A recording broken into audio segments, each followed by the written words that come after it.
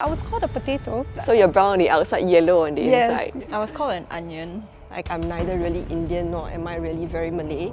Because then you're the Oreos. You know the Oreos? The black on the outside and the white inside. It seems like everybody has starting to have interesting stories about your racial identity and how you were brought up. So maybe we start with any one of you would like to start to share about how you were growing up and how, racial identity was difficult for you growing up. Even though I appear very Chinese and so on, I cannot speak Mandarin. And my parents didn't speak Mandarin. I'd never seen a Chinese word in my life until I went to primary 1. My father's Peranakan, so if he does speak another language, it would be Malay or Baba. My mother, second generation Singaporean, right? So she went to school when they taught Malay in school. So in primary school, when I entered the Mandarin class, the teacher was quite shocked in that I couldn't speak a word and that I was very afraid to speak it. So there was a lot of scolding.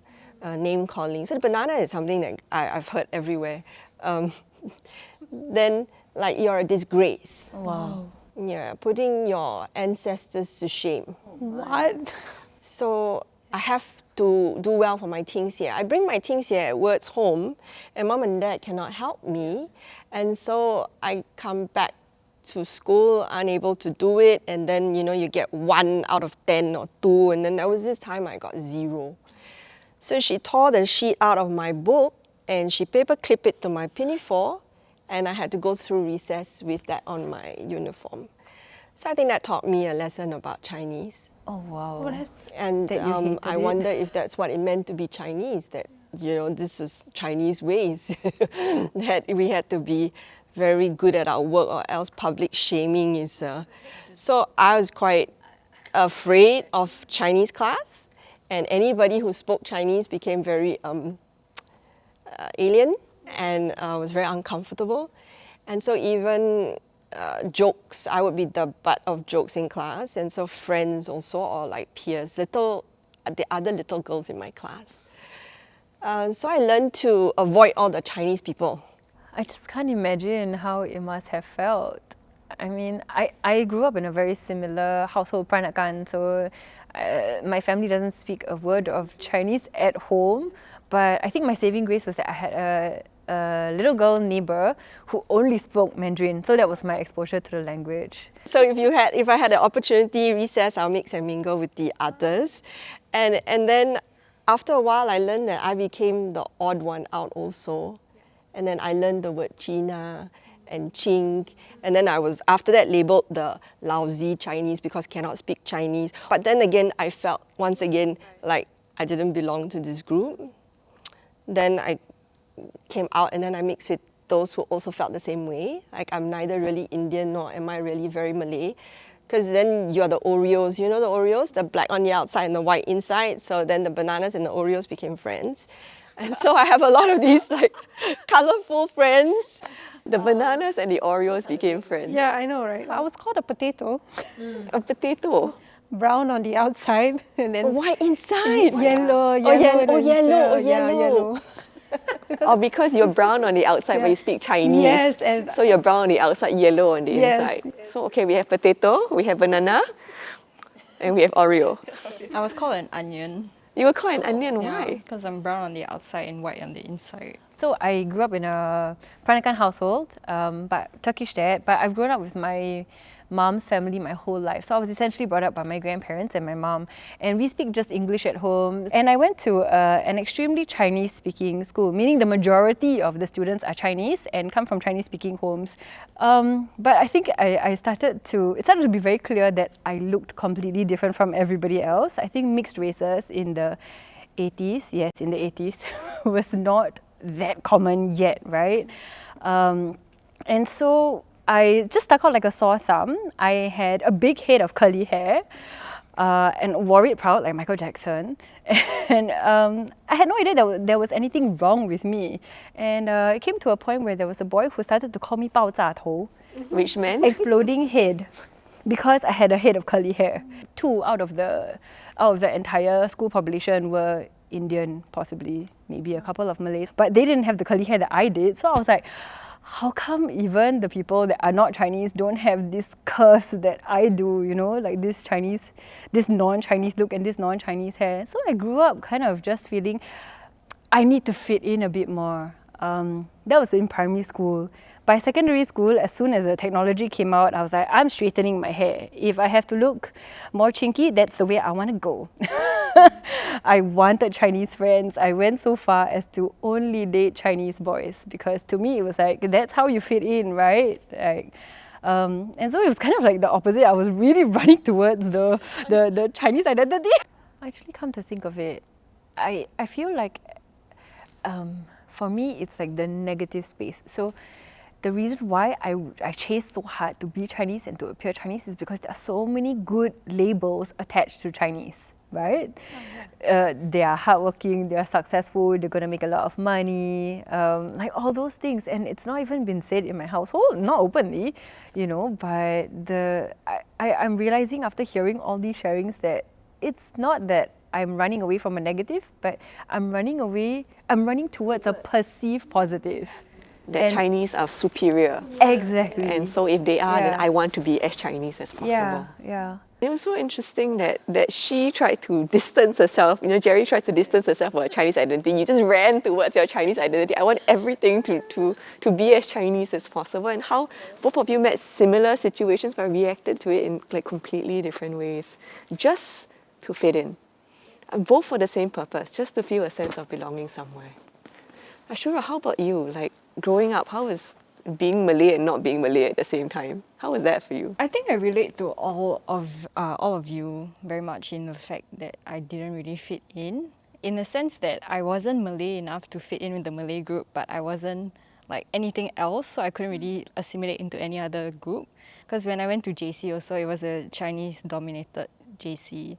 I was in Students' Council, and that was predominantly Chinese. And within my house, I was kind of the only Malay student councillor. So it was very, it felt quite disheartening because every time like they were around me, they would somehow switch their accents. They would say slangs like Mina and Seoul around me when I don't speak like that at all. I think one incident that really stood out to me was after, like towards the end of my council term, it's for 1 year, right?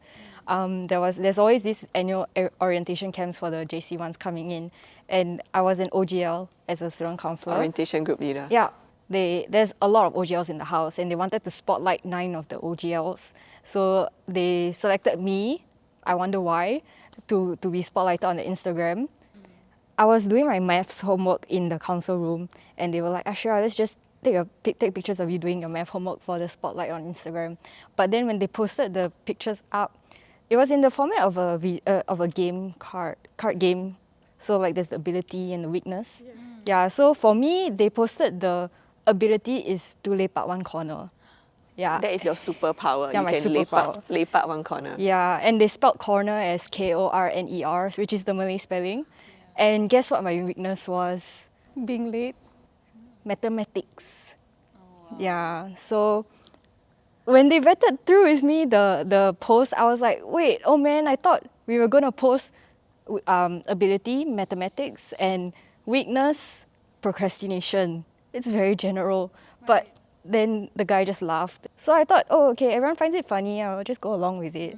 I didn't want to be excluded, you know. I didn't want to be like the stick in the mud. So I just went along with it. At that point in time, I just thought it was nothing much. But now I realize that's like just straight up racist. Yeah. So even talking about it now, I feel so disheartened, you know. But the only reason they kind of bonded with me was over my race and making fun of my race. So it was like, even now, I just feel very disappointed that I didn't speak up for myself. So I married an Indian man, and our kids are dark skinned. Sitting there with my 2 kids, and then the table, this is at the hawker centre, so the auntie at the other table said, "Ayo," she spoke in Mandarin, loud enough for me to hear, and I think she knows that my husband will not be able to understand her, but I will be able to catch what she's saying. So poor thing, you know.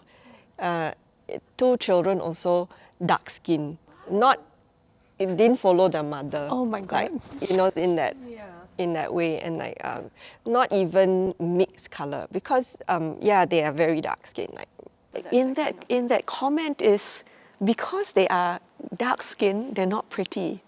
yes, They are or, like it's like a tragedy. Like you know, yes, they it's like turned it's out like their something dad. They didn't bad, turn out like yes. their mom. How nice if have the Chinese color but the Indian eyes, and then wow, so pretty, but you know, in the end, like dark Oh, skin. poor thing, like so ugly. That's So terrible. that's yeah. I think there's a part of me that's learned that I cannot react, right? And I cannot say why, what's the problem, or like no, she's beautiful. In some way, I think I've been trained that that part, that voice needs to be silenced, because we are Singaporean. We always make jokes. We speak about race openly. We have to be positive and not negative. Don't be sensitive. There's all of that growing up. I think I learned all that. So I can understand why in that moment one could freeze up, or like the delayed reaction, because then I go back and I think, what have I done? How could I have not say anything, right? Yeah, so that is important, I think, to, I don't know, what do we do in a situation like that? Do we really say, Auntie? Excuse me. Because she's going to say, it's a fact, right? She's just going to say it's a fact. It's true. I have a similar story lah, and it was more recent. It was in my first year of uni. So I attended this birthday party with my boyfriend. It's his friend's birthday party, and like when we came, these two girls came up to me, and they're both Chinese, and they both said, "Oh wow, you're very pretty for a Malay," and yeah, you don't look very Malay, and it's okay, you look like my cousin, so that's a good thing. And of course, the cousin is Chinese. So like similarly, I feel like there's this hierarchy of like beauty standards in terms of race. Because like if you look more Chinese, then you're prettier. It was a very awkward situation, to say the least. And it was like what you said, you know, people tend to like, associate being pretty with being Chinese. And if you're not, if you are pretty but you're Malay, it's because you don't look Malay, or because you don't look like another race. It's because it's inherently racist, but they don't realize it, and they just make these passing comments with the intention to compliment me, but it comes across as the complete opposite.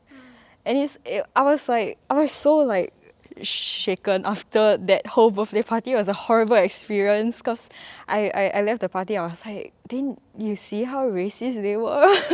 Like one of them was the same girl also made this comment about my boyfriend. Like my boyfriend didn't really react to much of the racism. He's kind of desensitized to racism. So like he was holding these two green bottles, and then the girl was like, "Oh my god, you're a tree, because the bottles are green and you're brown." And like she when she said that joke about being a tree, she was like looking around at everyone. She was like, get it? Because he's brown? And she was trying to get everybody to laugh with her at her joke. Yeah, but like I was just there, like nobody like said anything about it either. It's just blatantly racist, but nobody stood up for my boyfriend or I, and like it was weird.